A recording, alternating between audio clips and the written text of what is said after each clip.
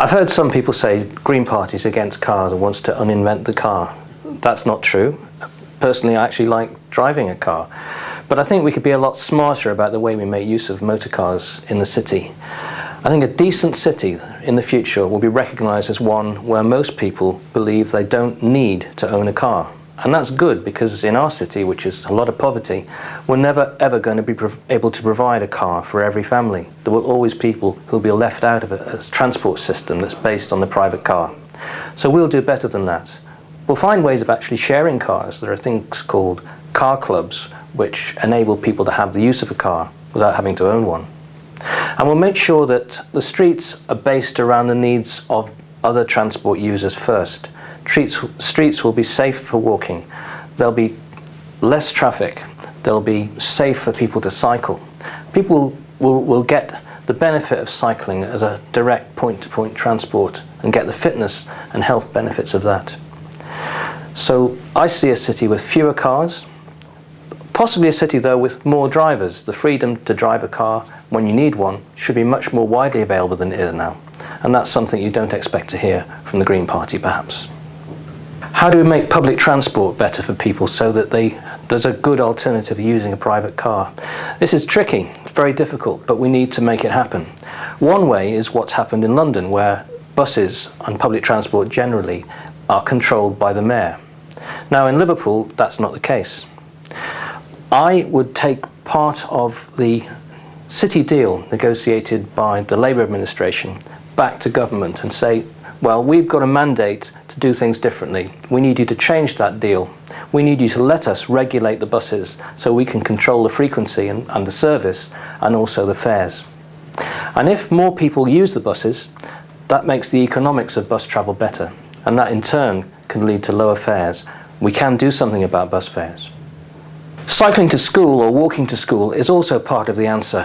So many people feel that the only safe way they can get their children to school is in the motor car, and that of course makes it less safe for other people. If we're in a city where most of the streets and most of the neighbourhoods around schools, the traffic moves slowly. People will have the confidence that they can walk, or the children can walk, older children can walk independently to school. Children can cycle, families can cycle together. So we will reduce the amount of traffic involved in the school run. Everybody wins if we can do that. We need to consider, as part of our transport issues, what do we do with air travel? We've got an airport in Liverpool and it has grown, and that's created jobs.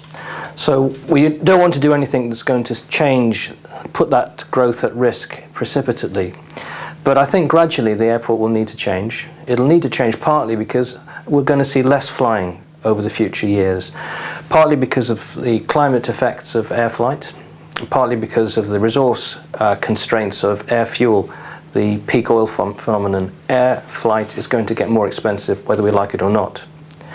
In the short term, we need to get our airport better connected. I would like to see a rail link connecting our airport, Manchester Airport, and the two cities, and perhaps the two airports working together.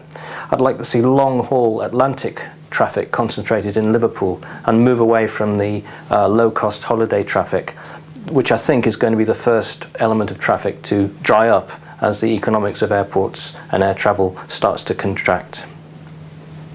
One question for transport, rail transport, is the high-speed link from Birmingham northwards, and High Speed 2 is now being planned.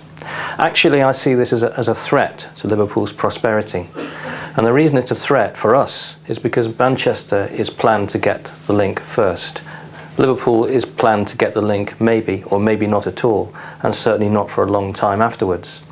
Now, if you're the kind of business person who thinks quick journeys to London are important, you're going to prefer to locate in Manchester because you'll know they would get the link to London instead of Liverpool, and certainly sooner than Liverpool. So I see this as a reason for us to oppose High Speed 2 now, and certainly to oppose it travelling further north than Lichfield when that time comes. Instead, this resource should be spent on improving better connectivity for Liverpool.